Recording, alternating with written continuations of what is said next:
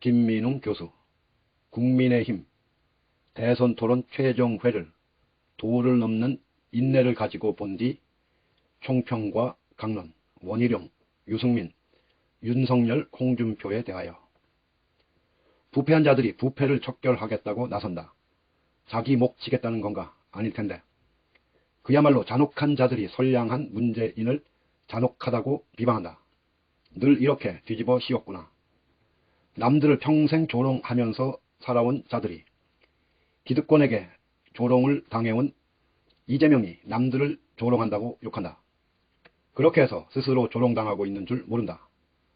공공의 자리에서 직함, 호칭도 없이 이재명 하면서 상대방에 대한 존중과 예의가 전혀 없는 자들이 나라를 책임지겠다고 떠든다. 어디서 배운 버릇일까? 이재명을 잡겠다느니, 올가매겠다느니 대선을 수사극으로 생각하고 있다. 아, 조만간 그걸 보게 될 것 같다. 돌아가는 고락선이로는 아무래도 무대가 그쪽이 될 텐데 과연 감당이 될까? 김정은 은신처 폭파 운운하면서 당장에 전쟁할 기세다. 전쟁. 남의 목숨 귀한 줄 모르니 달리 머리가 돌아가지 않는다. 온갖 낡아빠진 전문 용어를 동원해 경제 지식을 자랑하는데 다 허당이다. 제대로 아는 게 하나도 없다. 무슨 깡으로 링 위에 올라온 걸까? 대단히 무능한 자들 일색이다. 원희룡, 이렇게 덜 떨어질 수가 있을까 싶게 덜 떨어졌다. 가진 폼을 다 잡고 발연기 하듯이 비통, 분노, 절박을 담은 인상을 쓰지만 말하는 내용과 자세는 4명 가운데 단연 최악이었다.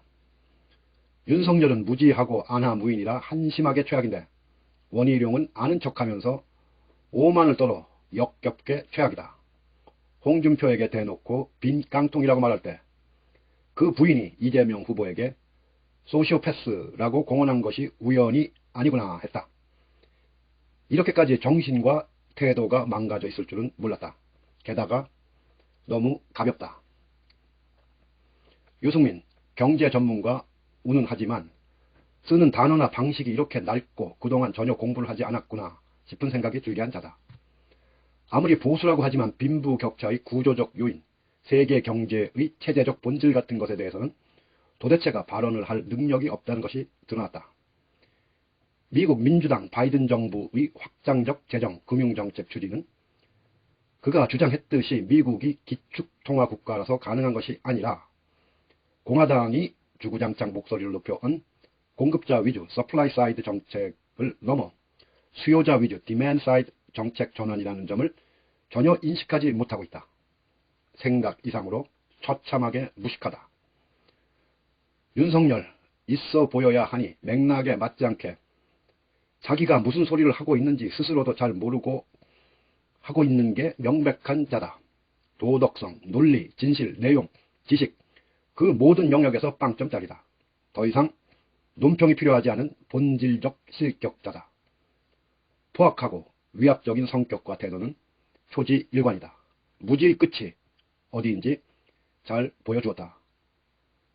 홍준표는 원희룡, 유승민, 윤석열 이 셋의 속성을 모두 가지고 있던 인물이었다. 잘난 척하고 오만하며 무지하고 공부가 없고 막무가내였다.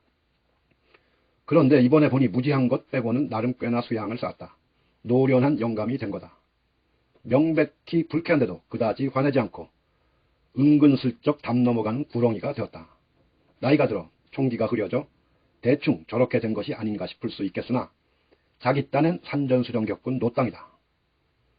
본선에 나오면 가볍게 볼 일이 아니다. 그러나 무지를 극복할 시간이 있어 보이지 않는다.